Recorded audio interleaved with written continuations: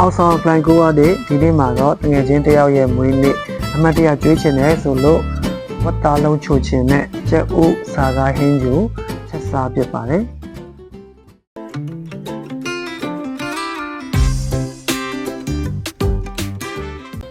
ဒီရင်စဝတ်သားလုံးရင်လုပ်မယ်နော်ဝတ်သားခြေထားတဲ့အသားရဲ့မဖဲရဲ့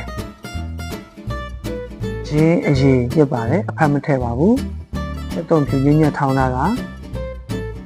ငရုတ်ကောင်းမုတ်ခရုစီအကြောင်လေးနည်းနည်းရအောင်လို့လဲငံများရဲ့အနောက်အရသာမုတ်ပြောင်းဘူးကုံမုတ်အလုံးပေါင်းပြီးတော့ရောနေပါမယ်စီးသွားတဲ့အထိနေပါမယ်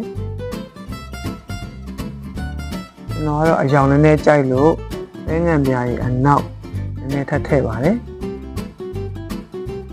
မစီးသေးဘူးဆိုရင်တော့ကုံမုတ်လေးထပ်ထည့်လို့ရပါတယ်ကုံမုတ်အရမ်းများသွားရင်လည်းအရသာကဖွယ်ဖွယ်ဖြစ်တတ်ပြီးတော့ကုံမုတ်နည်းလို့ရှိရင်လည်းအသားမလုံးတဲ့အတွက်အနေတော်ထည့်ရမှာဖြစ်ပါတယ်ပြီးရင်တော့ကိုကြိုက်တဲ့အရွယ်အစားလေးတွေကိုအလုံးလေးတွေလုပ်ထားပါမယ်အလုံးလေးတွေရပြီဆိုရင်စပြီးကြော်ပါမယ်စီပူပူမှာ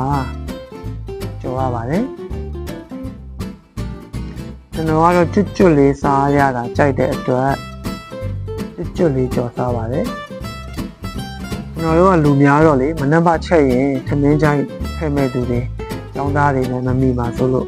ညတဲ့ကကျွတ်လေးကြော်ထားလိုက်တယ်ဒီမှာမနက်မှပဲထချက်မယ်ပေါ့နော်ကြော်ပြီးတော့ပါပြီဒါတော့တညထားလိုက်တယ်ကျွတ်လေးကြော်ထားလိုက်တယ်နောက်တစ်နေ့မနက်မှာတော့ပါဝင်ပစ္စည်းတွေဖြစ်တဲ့အဲဒီတော်နီကို4000လေးတွေပြီးထားပါတယ်ခရမ်းချင်သီးကိုလည်း4000တုံးပြီးထားတယ်ဥနီကတော့ကိုကြိုက်တဲ့ပုံစံပြီးလို့ရတယ်အဲတော့တုံးဖြူဓာပါရိုက်ကော်ဖီတခြားပစ္စည်းထည့်ခြင်းလည်းထည့်လို့ရတယ်ပေါ့နော်ကျွန်တော်ကတော့ကျွန်တော်ကိုပေးတဲ့အလှူငွေနဲ့လောက်အောင်ကျွန်တော်ပစ္စည်းတွေကိုဝယ်ရတာပေါ့နော်တုံးဖြူစီတက်တယ်စက်တုံးလေးထည့်တယ်ပြီးရင်တော့အမှားဆုံးဖြစ်မဲ့ပဲတောင်ကိုအရင်ဆုံးကြော်လိုက်တယ်ပဲတောင်နည်းနည်းလေးဣလာပြီဆိုတော့မှပဲကြံတဲ့ပစ္စည်းကိုထည့်ပါမယ်အရသာကတော့ခရုစီချိုးချင်းကြော်ဖြစ်တဲ့အတွက်တကြားများများသုံးထားပါတယ်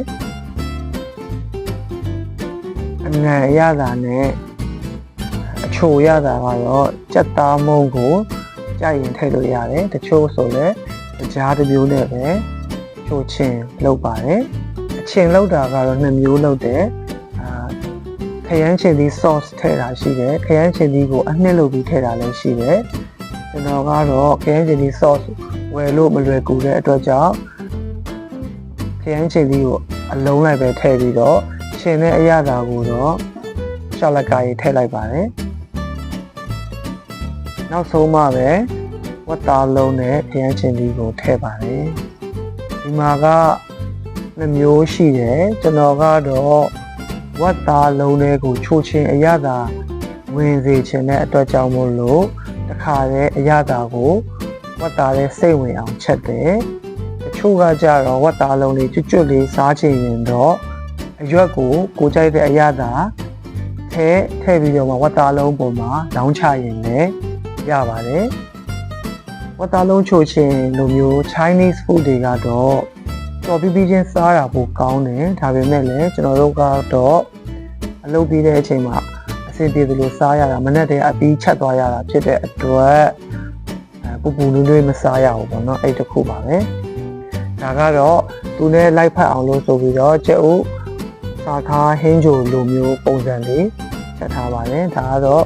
လွယ်ကူကူပဲချက်ထားတာပေါ့နော်အချင်းကြိုက်ရင်အချင်းထည့်တယ်တချို့ကလည်းအချိုလေးပဲတောက်ပါတယ်ထည့်ခြင်းနဲ့ကျွန်တော်တို့ငယ်ငယ်တုန်းကဆိုင်နေမှာအလွယ်တော့တောက်တဲ့ဆိုင်ပုတ်တောက်ပုံစံမျိုးလေးပဲဖြစ်ပါတယ်ဆက်ချင်းချိုအရသာလေးနဲ့နောက်ဆုံးကျက်ဥကိုပွေထားတာလေးကိုဘယ်လိုခောက်ပြီးတော့ ထည့်လိုက်တယ်ဆိုလို့ရှိရင်အယောင်လှလှလေးနဲ့အရသာရှင်ဆက်လေးတဲ့ဥစ္စာကဟင်းကြိုရပါပြီကျွေးမွေးတဲ့တငယ်ချင်းကိုဘုရားသခင်ကောင်းချီးပေးပါစေနောက်လည်းမြဲကျွေးမွေးနိုင်ပါစေခုတ်စတာ